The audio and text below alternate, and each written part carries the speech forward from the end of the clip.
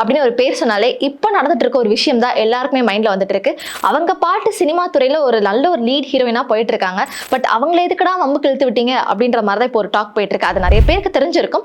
So அது அந்த விஷயத்தை பத்தி நம்ம பார்க்கலாம். அதுக்கப்புறம் ஒரு சினிமா துறையில கிட்டத்தட்ட ஒரு 25 வருஷம் ஒரு லீட் ஹீரோயினா இருக்காங்க. அது காரணம் என்ன அப்படி என்ன ஒரு ஸ்ட்ராங்கான ஒரு விஷயம் இருக்கு அவங்க கிட்ட அப்படின்றதையும் பார்க்கலாம். திரைக்கரு நேயர்களுக்கு வணக்கம். இப்ப சமீபத்துல பாத்தீங்க அப்படின்னா ஐனா நாயந்திரன் இவர் வந்து ஒரு விஷயம் பேசியிருக்காரு ஒரு இன்டர்வியூல. அதுதான் வந்து ரொம்ப ஒரு கடினமான அந்த பேச்சினால த்ரிஷாவும் ரொம்ப வந்து ஒரு கோவப்பட்டு அவங்க வந்து ஒரு லீகல் நோட்டீஸ் அனுப்புற அளவுக்கு ஆயிடுச்சு அப்படின்னு தான் சொல்றாங்க. ஸோ அப்படி என்ன பேசினாரு அப்படின்னு சொல்லிட்டு பாத்தீங்கன்னா, ஸோ விஜய் வந்து அரசியலுக்கு போயிட்டார். அது எல்லாருக்குமே தெரிஞ்ச ஒரு விஷயம். ஸோ அரசியலுக்கு போயிட்டாரு அப்படின்றதுனால இப்போ புதுசா அரசியலுக்கு அவருக்கு போயிருக்காரு அப்படின்றதுனாலையும் எல்லாரும் வந்து எல்லா சைட்ல இருந்தும் அட்டாக் பண்ண ஆரம்பிச்சிட்டாங்க. அந்த மனுஷனை நீ வா பாத்துக்கலாம் பா அப்படின்ற மாதிரிலாம் வந்து அட்டாக் பண்ண ஆரம்பிச்சிட்டாங்க. ஸோ அப்படிதான் வந்து சும்மா யாராச்சும் போனாலுமே வந்து கேமரா அன்னைக்கு விஜய் வந்து பாலிடிக்ஸ்குள்ள போயிட்டாரு, அதை பத்தி நீங்க என்ன நினைக்கிறீங்க அப்படின்ற மாதிரிலாம் கேட்க ஆரம்பிச்சிட்டாங்க. ஸோ இந்த மாதிரி ஒரு விஷயம் வந்து சர்ச்சையில போயிட்டு தான் இருக்கு. ஸோ அப்படி இருக்கும்போது விஜய் வந்து த்ரிஷா கிட்ட இருந்து விலகி வந்தாதான் கரெக்டா இருக்கும், வீட்டுக்குள்ளேயே இருந்தாலும் வேலைக்கு ஆகாது அப்படின்ற மாதிரி சொல்லியிருக்காரு. ஸோ விஜய் பாலிடிக்ஸ்குள்ள போனதுக்கும் த்ரிஷாக்கும் விஜய்க்கும் என்ன சம்பந்தம் அப்படின்ற ஒரு விஷயம் தான் வந்து யாருக்குமே தெரியல அப்படின்ற மாதிரி தான் சொல்லணும்.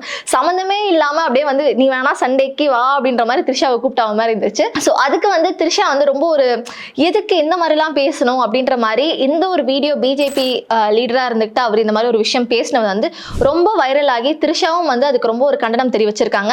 எதுக்கு இந்த மாதிரி ஒரு பேசணும், ஒரு நல்ல ஒரு ரெப்யூட்டட் பொசிஷன்ல இருக்கும்போது எதுக்கு இந்த மாதிரி ஒரு சில வார்த்தைகள்லாம் யூஸ் பண்ணணும் அப்படின்ற மாதிரியும் பேசியிருந்திருக்காங்க. ஸோ அதுக்காக வந்து அவங்க லீகல் நோட்டீஸும் அமைச்சிருக்காங்க. இந்த மாதிரி வந்து தப்பா பேசியிருக்காங்க, அது ரொம்ப தப்பான ஒரு விஷயம் அப்படின்ற மாதிரி பேசியிருக்காங்க. ஸோ அதனால அவர் வந்து என்ன பண்ணியிருக்காரு அப்படின்னு சொல்லிட்டு பார்த்தீங்கன்னா, இந்த ஒரு விஷயம் எனக்கு ஒரு விஷயம் புரியவே இல்லைங்க.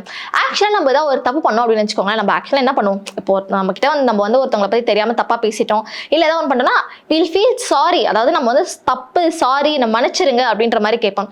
அவர் சாரி அப்படின்ற மாதிரிலாம் வேர்டு எதுவுமே ப்ளேஸ் பண்ண மாதிரி தெரியல. ஜஸ்ட் வந்து ஒரு ஆழ்ந்த அருந்தாங்கல் அப்படின்ற மாதிரி சொல்லுவாங்க பார்த்தீங்களா, அந்த மாதிரி தான் வந்து ஹி ஃபெல்ட் அப்படின்ற மாதிரி தவிர்த்து சாரி அப்படின்ற மாதிரி எந்த இடத்துலையுமே ரீப்ளேஸ் பண்ணல. ஓகேப்பா நான் இந்த மாதிரி ஒரு தப்பு பண்ணிட்டேன், இனிமேல் நான் பண்ண மாட்டேன், இந்த மாதிரி ஒரு சில வார்த்தைகள்லாம் நான் யூஸ் பண்ணது தப்பு தான் அப்படின்ற மாதிரி வந்து அவரும் வந்து ஒரு பேட்டில் சொல்லியிருக்காரு. ஸோ இது ஒரு விஷயம். ஆக்சுவலாக வந்து பார்த்தீங்க அப்படின்னா த்ரிஷாக்கும் லீகல் நோட்டீஸ்க்கும் அப்படி ஒரு பெரிய பந்தம் இருக்குது அப்படின்னு தான் சொல்லணும். த்ரிஷா வந்து சினிமா துறையில கிட்டத்தட்ட வந்து ஒரு 25 வருஷம் கிட்ட வந்துட்டு இருக்காங்க. ஸோ அவங்க ஒரு ஆரம்ப காலகட்டத்திலேயே இருக்கும்போதே அவங்கள பற்றி தேவையில்லாத சில வதந்திகள்லாம் வளர வளர அவங்களும் வந்து அவங்களுக்கும் லீகல் நோட்டீஸ் வாங்க இந்தாங்க வச்சுக்கோங்க அப்படின்னு சொல்லிட்டு ஒருத்தவங்களுக்காக லீகல் நோட்டீஸ் அனுப்பிட்டு தான் இருக்காங்க. ஏன்னா அவங்கள பற்றி வர சில விமர்சனங்கள் ரொம்ப ஒரு தப்பான விமர்சனங்களா இருக்கு அப்படின்னு தான் சொல்லும். ஸோ த்ரிஷா அப்படின்னு சொல்லும் போது அவங்கள வந்து எல்லாருக்குமே எப்படி தெரியும் அப்படின்னா, ஒரு மௌனம் பேசியதே இந்த படம் மூலியமா தான் வந்து அவங்க 2002ல ரிலீஸ் ஆன மௌனம் பேசியதே இந்த படம் மூலியமா தான் வந்து அவங்க வந்திருந்தாங்க. ஆக்சுவலா வந்து பாத்தீங்க அப்படின்னா வந்து அவங்க ஃபர்ஸ்ட் நடிச்ச படமே வந்து வேற எதுன்னு பாத்தீங்கன்னா ஜோடி படத்துல வந்து சிம்ரன் வந்து ஹீரோயினா நடிச்சிருப்பாங்க. சிம்ரனுக்கு வந்து ஒரு ஃப்ரெண்டா, ஒரு காலேஜ் ஃப்ரெண்டா வந்து நடிச்சிருப்பாங்க. அது ஒரு சைடு ரோலா வந்த பிறகுதான் அதுக்கப்புறம் வந்து ஒரு சில ஆட்லாம் பண்ணி தெலுங்குல அதுக்கப்புறம் தான் வந்து ஷூட் பண்ண ஆரம்பிச்சிருக்காங்க. சரி ஓகே இவங்க ஃபேஸ் வந்து நல்லா இருக்கு அப்படின்ற மாதிரி பார்த்து அதுக்கப்புறம் தான் லேசான்ற ஒரு படம், அது ஷாம் கூட நடிச்சிருப்பாங்க. அதுல வர பாட்டுகள்லாம் வந்து இப்போ வரைக்குமே நிறைய பேர் வந்து லவ் பண்றாங்க அப்படின்னா அந்த ஒரு சாங் வந்து கன்ஃபார்மா வந்து எல்லாரோட பிளேலிஸ்ட்லயும் இருக்கும். ஸோ அந்த ஒரு சாங் இருக்கும். ஸோ அந்த படம் மூலியமா தான் ஆக்சுவலாக அவங்க ஃபர்ஸ்ட் வெளியே வர வேண்டியது இருக்கு. பட் அந்த படம் வந்து ஒரு சில காரணங்களால லேட்டா ரிலீஸ் பண்ணிட்டாங்க அப்படின்ற போது ஃபர்ஸ்ட் படம் அவங்களுக்குன்னு பார்த்தீங்கன்னா மௌனம் பேசியே தான் வந்தது. ஸோ மௌனம் பேசியதே வந்துச்சு, அதுதான் உங்களுக்கு ஃபர்ஸ்ட் ப்ராஜெக்ட், நல்ல ஒரு லீட் ஹீரோயினா அந்த இடத்துலயே வந்து அவங்களோட இம்ப்ரெஷன் கொடுத்துட்டாங்க அப்படின்னு தான் சொல்லணும். ஸோ அடுத்தடுத்த ஒரு சில விஷயங்கள்லாம் போயிட்டு இருக்கு. ஆக்சுவலா வந்து என்ன ஒரு விஷயம் அப்படின்னு சொல்லிட்டு பாத்தீங்கன்னா, எதுக்கு பாலிடிக்ஸ்குள்ள த்ரிஷாவை இழுத்துருக்காங்க அப்படின்னு பார்க்கும்போது கிட்டத்தட்ட ஒரு 10 வருஷத்துக்கு முன்னாடி அது அந்த வீடியோ வந்து இப்போ வந்து வைரலாக போயிட்டு இருக்கு. என்ன அப்படின்னு சொல்லிட்டு பார்த்தீங்கன்னா கிட்டத்தட்ட ஒரு 10 வருஷங்களுக்கு முன்னாடி சும்மா நார்மலாக அந்த டைம்லலாம் வந்து பார்த்தீங்கன்னா இப்போ இருக்க மாதிரி இன்டர்வியூஸ்லாம் இல்லை, ஜஸ்ட் ரொம்ப ஒரு கேஷுவலான டாக், ஒரு நார்மலான இன்டர்வியூ. ஏன்னா அந்த டைமில் வந்து டிஜிட்டல்ன்ற ஒரு விஷயம் வந்து ரொம்ப கம்மியாக இருந்துச்சு அப்படின்னு சொல்லலாம்.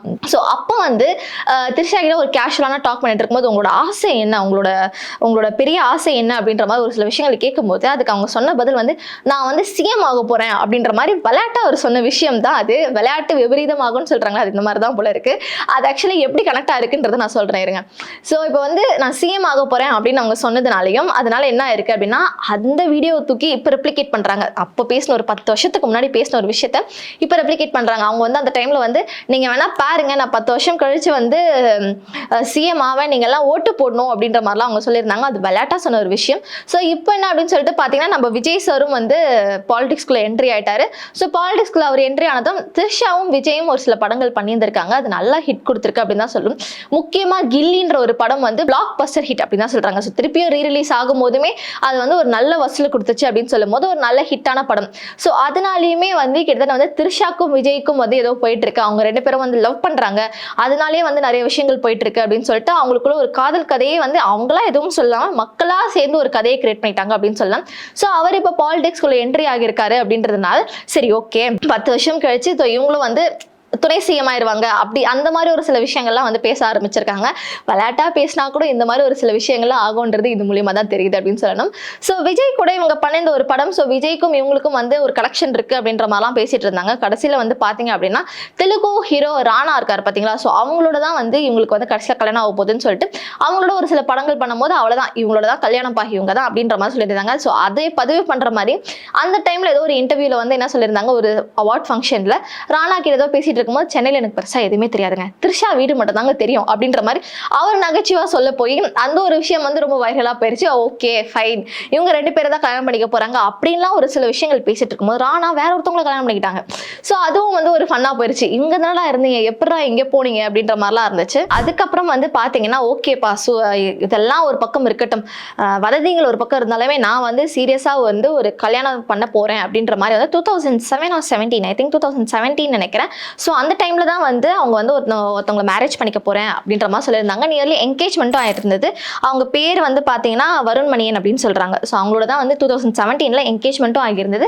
பட் ஏதோ ஒரு காரணங்களால அது வந்து நிறுத்திச்சாங்க. சரி வேண்டாம், எனக்கு இந்த என்கேஜ்மெண்ட்டே வேணாம், எனக்கு கல்யாணமே வேணாம்ப்பா, என்ன விட்டுருங்கப்பா அப்படின்ற மாதிரி அவங்க வந்து டோட்டலா அதுல இருந்து வெளில போயிட்டாங்க. அவங்க எதுக்கு எடுத்தாலும் வந்து யாராவது ஒரு விஷயம் அவங்கள அப்போனெண்டா பண்ற மாதிரி ஏதாவது ஒரு விஷயம் நடந்தா அதுக்கு ஏதாவது ஒரு பதில் சொல்லுவாங்க.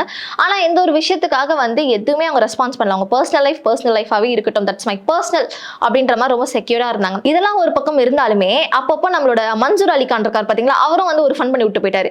என்னங்க இப்படி எல்லாம் பேசுறீங்க, ஒரு ஹீரோயினா இருந்தா இவ்வளவு கஷ்டமா அப்படின்ற மாதிரிலாம் இவங்களை பார்த்தாலாம் தெரியுது அப்படின்னு சொல்லலாம்.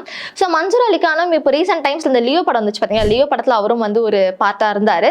அந்த டைம்ல வந்து நிறைய இன்டர்வியூஸ்லாம் எடுத்துட்டு இருப்பாங்க, பட ப்ரோமோஸ்க்காக இன்டர்வியூஸ்லாம் எடுத்துட்டு இருப்பாங்க, இன்டர்வியூஸ் கொடுத்துட்டு இருப்பாங்க. அவர் நடிச்ச காலகட்டங்கள் அப்பெல்லாம் வந்து பாத்தீங்க அப்படின்னா வந்து வில்லனோட ரோலே வந்து வித்தியாசமா இருக்கும் அப்படின்லாம் சொல்லிட்டு இருப்பாங்க. ஸோ அப்பெல்லாம் வந்து சும்மா ஹீரோயின்ஸ் எல்லாம் அப்படியே கட்டில தூக்கி போட்டு அந்த ரேப் சீன் வரும், அந்த டைம்ல தான் அந்த ஹீரோ வருவார், என்ட்ரி கொடுப்பாங்க, அப்போ அந்த மாதிரி சண்டைலாம் வரும், அந்த மாதிரிலாம் ஒரு விஷயம் சொல்லிட்டு இருந்தாங்க. அதே மாதிரி தான் நானும் த்ரிஷா கிட்டலாம் எக்ஸ்பெக்ட் பண்ணேன். ஆனா அது வந்து புஷ்ஷா போயிடுச்சு அப்படின்னு சொல்லிட்டு ரொம்ப ஒரு மாதிரி கொச்சை பண்ற மாதிரி ரொம்ப ஒரு இந்த மாதிரி ஒரு சில விஷயங்கள்லாம் வந்து பேசிட்டு இருந்தாரு. ரொம்ப தப்பான ஒரு சில வார்த்தைகள்லாம் யூஸ் பண்ணி பேசிட்டு இருந்தாரு. ஸோ த்ரிஷாவும் அதுக்கு அஃபெண்ட் ஆகி அதுக்கும் வந்து ஒரு லீகல் நோட்டீஸ் அனுப்பியிருந்தாங்க. இந்த மாதிரி ஒரு விஷயங்கள்லாம் அவர் பேசுவார் நான் எதிர்பார்க்கவே இல்லை அப்படின்ற மாதிரி அவர் பேசின ஒரு விஷயத்த வந்து ரீபோஸ்ட் பண்ணி போட்டிருந்தாங்க. அது ரொம்ப ஒரு தப்பான ஒரு விஷயம், ரொம்ப டிஸ்ரெஸ்பெக்ட்ஃபுல்லா இருக்கு. நல்ல வேலை நான் அவரோட வந்து ஸ்க்ரீனை வந்து நான் பகிர்ந்துக்கல, நல்ல வேலை இனிமேட்டு அவர் கூட நான் எந்த ஒரு மூவிஸுமே வந்து பண்ணக்கூடாது அப்படின்ற மாதிரியும் வந்து அவங்க சொல்லியிருந்தாங்க. இது வந்து ரொம்ப ஒரு தப்பான ஒரு விஷயம் அப்படின்னு சொல்லலாம். ஸோ இதை பற்றி திருப்பியும் மன்சூர் அலிகான் கிட்ட கேட்கும்போது அவர் சொல்லியிருந்தாரு, எங்க அது என் மேலே தப்புலாம் இல்லைங்க, எல்லாம் இந்த எடிட்டிங் பண்றவங்க அவங்க தாங்க ஏதோ தப்பு பண்ணி விட்டாங்க அப்படின்ற மாதிரிலாம் சொல்லியிருந்தாரு. ஸோ ஏதாவது ஒன்று பேசணும்ல, சமாளிக்கணும்ல, அந்த மாதிரிலாம் சொல்லிட்டு இருந்தாங்க. ஸோ த்ரிஷா ஆஸ் அ ஹீரோயினா அவங்களோட பிளேஸை வந்து ஹோல்ட் பண்றதுக்கு she have been suffered many things but still ஒரு போல்டான ஒரு ஹீரோயினா தான் வந்து நின்றுட்டு இருக்காங்க அப்படின்னு தான் சொல்லணும். கிட்டத்தட்ட 2008 வந்து பீம் படம் பண்ணியிருந்தாங்க, குருவி படம் பண்ணியிருந்தாங்க, அதெல்லாம் ஒரு கிட்டத்தட்ட ஒரு ஃப்ளாப்பா இருந்தாலுமே ஒரு 2008, 9, 10 அந்த மாதிரி ஒரு டைம்ல நிறைய ஒரு ஃப்ளாப்பான படம் வந்ததால இந்த மங்காத்தான்ற படம் திருப்பி அந்த ஒரு வரும்போது த்ரிஷான்ற நேம் வந்து பயங்கரமா ரெஜிஸ்டர் ஆயிடுச்சு அப்படின்றதா சொல்லணும். ஸோ அடுத்தடுத்து ஒரு சில படங்கள் வரும்போது நல்ல ஒரு ரொம்ப டவுன்ஃபாலா இருந்தாங்க. அதுக்கப்புறம் வந்து ஒரு பிசினஸ் பண்ண போறேன்னு சொல்லிட்டுலாம் போயிருந்தாங்க. நிறைய ஒரு த்ரிஷா அப்படின்ற ஒரு டாபிக் வரும்போது ஒரு அப்ஸ் அண்ட் டவுன்ஸ் அப்படின்ற மாதிரி தான் இருந்துச்சு. திருப்பியும் வந்து அவங்க ஃபேஸை ரெஜிஸ்டர் பண்ணாங்க, ஷீ இஸ் அ பக்கா ஹீரோயின்பா அப்படின்ற மாதிரி. இவ்வளோ வருஷங்கள் கழிச்சும் இந்த ஒரு ஃபேஸ் எப்படா அப்படின்னு பார்க்கும்போதெல்லாம் பார்த்தீங்கன்னா பொன்னியின் செல்வன் மூலியமா தான் வந்தது. ஸோ அந்த படத்தில் வந்து she played a super role அப்படின்ற மாதிரி தான் சொல்லணும். அதுக்கப்புறம் ராங்கி படத்தில் வந்து பார்த்தீங்கன்னா ஒரு உமன் ஓரியன்டட் ஃபிலிமாக இருந்துச்சு. ஸோ அந்த படத்துலையும் வந்து ஷீ பிளேட் அ பக்கா வைட்டல் ரோல் அப்படின்னு தான் சொல்லணும். பட் அந்த படம் பெருசாக ஹிட் ஆகனாலுமே அவங்களோட ரோல் வந்து பக்காவாக பண்ணியிருந்தாங்க அப்படின்னு தான் சொல்லணும். நிறைய இடத்துல சரிவை கண்டிருந்தாலும் அப்பப்போ ஏதாச்சும் ஒரு நல்ல ஒரு பெஸ்ட் ஃபிலிம்ஸை கொடுத்து நல்ல ஹிட் கொடுத்துருந்தாங்க அப்படின்னு தான் சொல்லணும். இன்னொரு விஷயம் த்ரிஷாவை பற்றி ரொம்ப ஒரு இன்ட்ரெஸ்டிங்கான விஷயம் என்ன அப்படின்னு சொல்லிட்டு பார்த்தீங்கன்னா, நிறைய ஹீரோயின்ஸ்லாம் வந்து என்ன பண்ணுவாங்க அப்படின்னா, ஒன்ஸ் அவங்க வந்து சினிமா துறைக்கு வந்துட்டாங்க அப்படின்ற போது ஏதாவது ஒரு பிஸ்னஸ் வந்து ஸ்டார்ட் பண்ணுவாங்க. இப்போ நயன்தாராலாம் பார்த்தீங்கன்னா நைன் ஸ்கின் அப்படின்ற ஒரு சில ப்ராடக்ட்ஸ்லாம் ஓப்பன் பண்ணியிருந்தாங்க. ஸோ அது அவங்களோட பிஸ்னஸ்.